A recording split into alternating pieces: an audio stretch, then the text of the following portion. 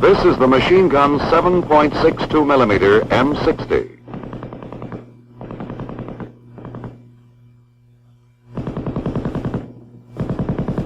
It is an automatic weapon. It is gas-operated, air-cooled, belt-fed, and weighs 23 pounds with its organic bipod. This gun has a maximum effective range of 1,100 meters and a muzzle velocity of 2,750 feet per second. It is fed from a disintegrating belt. The M60's cyclic rate of fire is approximately 550 rounds per minute. Its sustained rate of fire is 100 rounds per minute, and at the rapid rate 200 rounds per minute. The caliber of the gun and the 7.62 millimeter ammunition conform in all respects to standards adopted by the North Atlantic Treaty Organization. The gun fires 3 types of ammunition: ball, tracer, and armor-piercing. It is linked for field use in a ratio of 4 ball, 1 tracer. The gun is normally fired from a bipod, as here, or a tripod mount. But it can be fired from the hip, on the move, and in close quarters. The bipod provided for the machine gun M60 is held in place by the flash suppressor. The bipod legs are unfolded by pulling them rearward and lowering them. They automatically lock.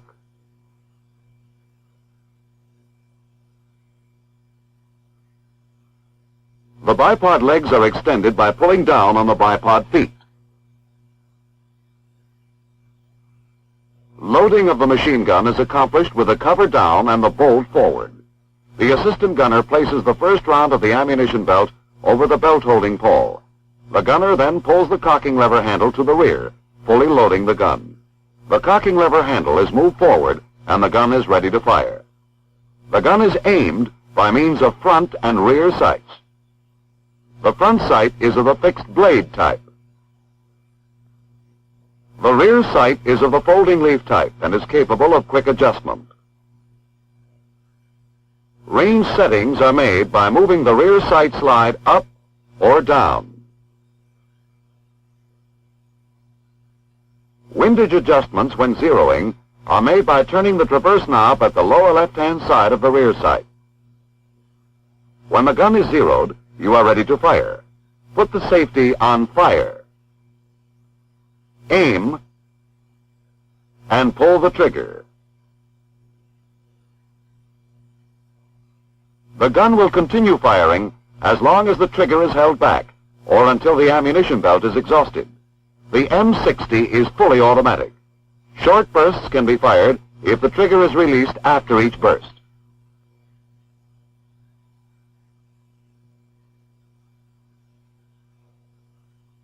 When the trigger is released, if the ammunition belt is not exhausted, the bolt will remain to the rear.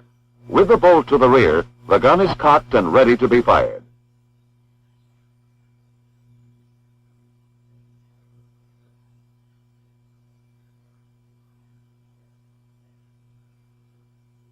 To unload the gunner opens the feed cover and the assistant gunner removes the belt from the feedway. Close the feed cover and let the bolt move forward by pulling the trigger. If all of the ammunition has been fired, the bolt will be forward. The chamber will be empty. Before reloading, the gunner raises the cover, knocks the remaining link from the feed plate, pulls the bolt to the rear, closes the cover, and allows the bolt to go forward. He then reloads.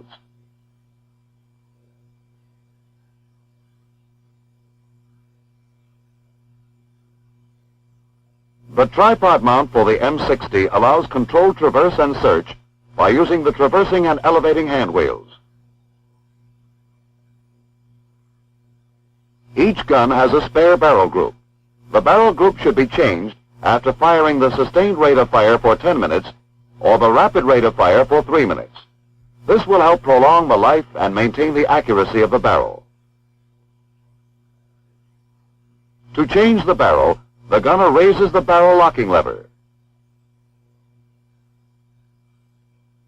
The assistant gunner withdraws the barrel by grasping the bipod legs and inserts the new barrel into the receiver.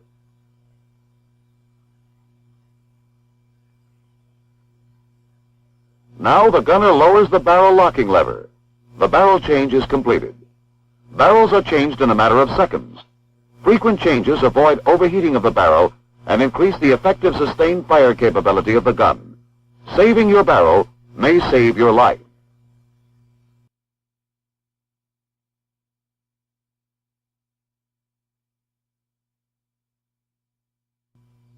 The machine gun breaks down into 6 groups for general disassembly in the field.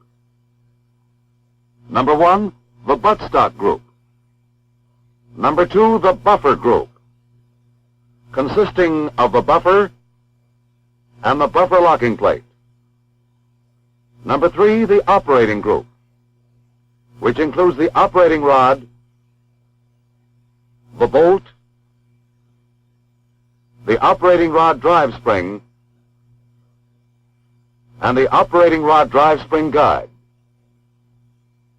Number 4, the trigger housing group, consisting of the trigger housing, the spring lock, and the front trigger housing holding pin.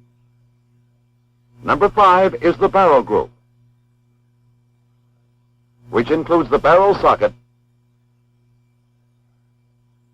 the barrel, the gas cylinder, the bipod, the flash suppressor, and the front sight. Number 6 is the receiver group, with the barrel locking lever, the rear sight, the feed cover, and the feed plate. In general, many parts of the groups have been designed to be replaced as complete assemblies. This should make repairs of individual parts by using units almost unnecessary. We shall now see how the M60 functions. Each time a cartridge is fired, the parts of the machine gun move in a given sequence and perform definite jobs. This is known as the cycle of functioning. For instructional purposes, this cycle will be divided into 8 steps.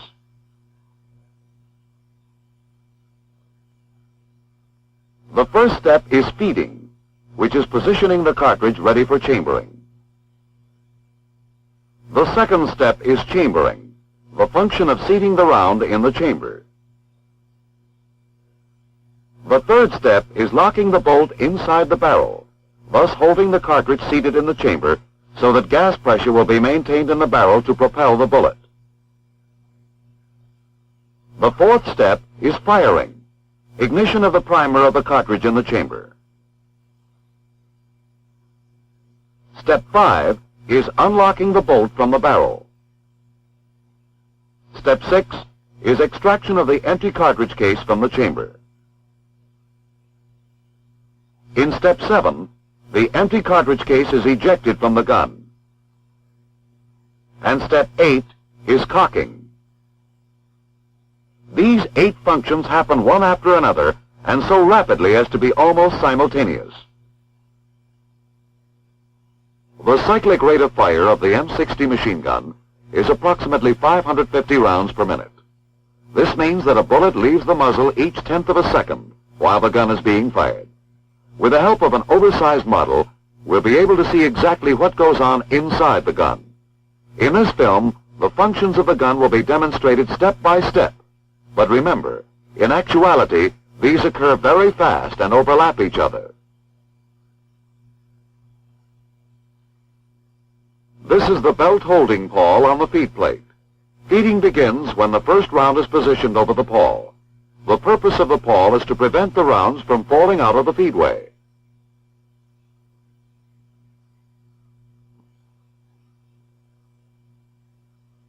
Before you see the movements of the parts in feeding, note the location of the actuating cam roller on top of the bolt. As the bolt moves, the roller moves. As the bolt is moved rearward, the actuating cam roller moving in the feed cam forces the feed cam to move to the left, and the feed cam lever and belt feed pawls to move to the right. As the feed cam lever and the feed pawls move to the right, they pull the first round with them, and position it in the feed plate groove. The first round is now in front of the bolt and directly behind the chambering ramp.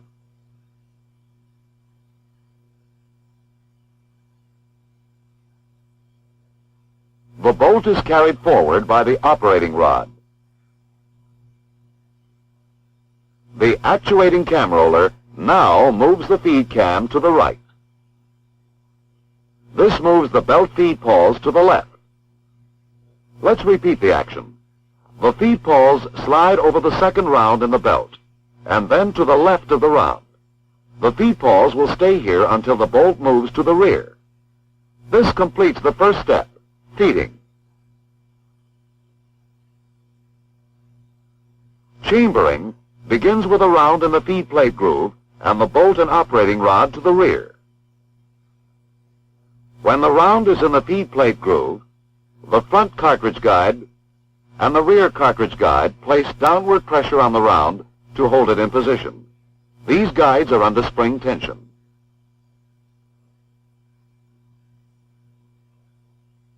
The rear end of the front cartridge guide will block the forward movement of the belt link. To chamber a round, the trigger must be pulled. First, though, let's see how the trigger and sear operate. When the safety is placed in the safe position and the trigger pulled, it will prevent the rear of the sear from pivoting downward.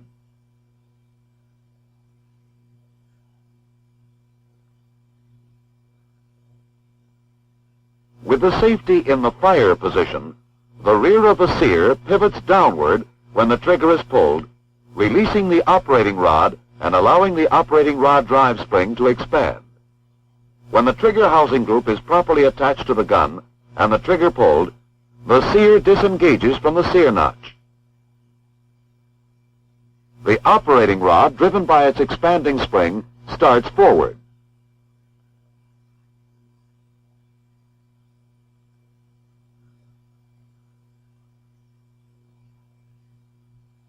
The bolt travels forward also, and we shall now see how the cartridge is stripped from the belt.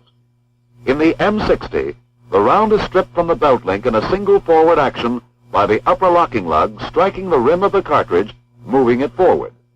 The link is firmly held by the front and rear cartridge guides and cannot move forward with the cartridge.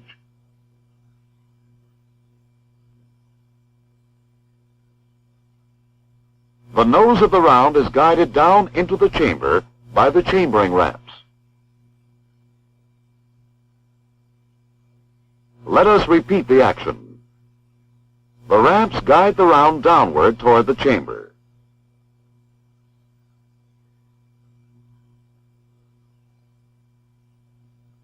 The bolt locking lugs now contact the curved surfaces of the barrel socket. The bolt starts to rotate clockwise. The extractor engages the rim of the cartridge. Chambering is completed. Locking began with chambering. As the parts move forward, the operating rod yoke engaged in the bolt camming slot aids in rotating the bolt in a clockwise direction. The locking lugs engage the locking recesses of the barrel socket. Locking is completed. The next step is firing. The forward movement of the operating rod carries the firing pin forward. The firing pin strikes the primer of the cartridge and ignites the round. Firing has been accomplished. The expanding gases propel the bullet through the barrel. When the bullet passes the gas cylinder port, gas moves from the barrel through the gas port into the gas cylinder. Here it enters the piston through the ports in the collecting ring. The gas expands and forces the piston to the rear. The piston strikes the operating rod and begins the rearward movements of the operating parts. The expanding gas moves through the front gas cylinder nut in the gas cylinder extension. Excess gas escapes at the bleeder hole.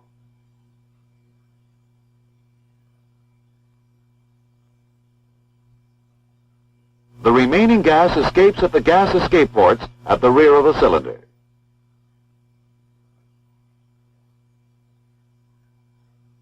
Unlocking begins with the rearward movement of the operating rod. As the operating rod travels rearward, there is a slight delay before the bolt is unlocked from the barrel socket. Here is why. The operating rod has a short period of free travel. As the camming yoke passes through the straight portion of the bolt camming slot. When the camming yoke reaches the curved portion of the bolt camming slot, it forces the bolt to rotate in a counterclockwise direction.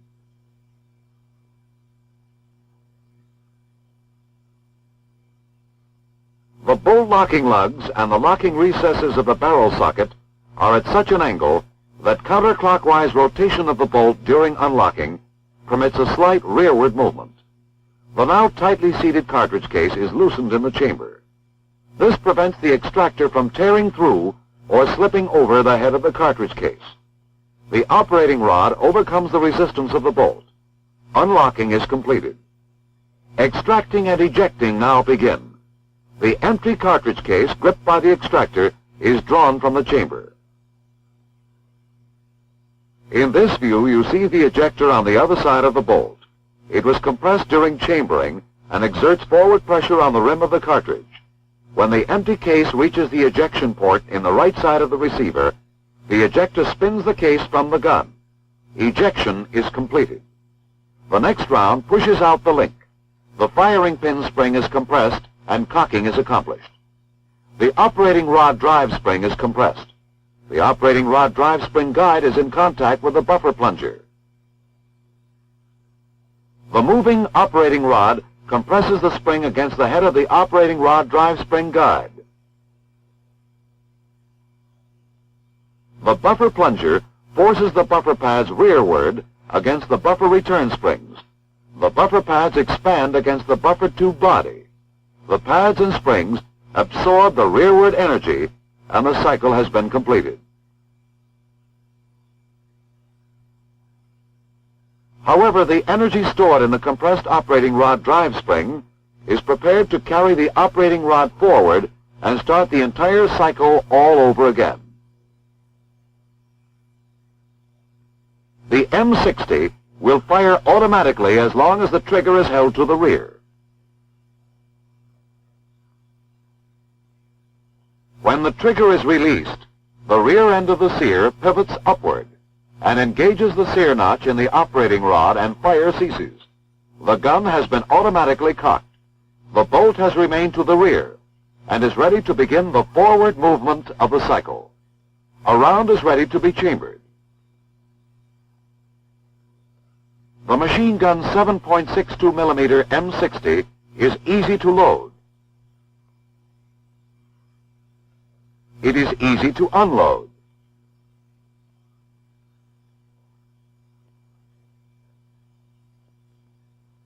It is a gas-operated, air-cooled, and belt-fed machine gun that performs its 8 necessary functions in very nearly simultaneous actions. Ammunition for the weapon is available in several categories: ball, tracer, armor-piercing, and for field use, linked 4-ball-to-1 tracer. The M60 is a versatile machine gun. It can be fired from a lightweight tripod mount. Barrels are changed in a matter of seconds. It can also be fired from its organic bipod. Its cyclic rate of fire of approximately 550 rounds per minute, combined with its versatility, provides a potent automatic weapon capable of delivering a close, continuous volume of fire.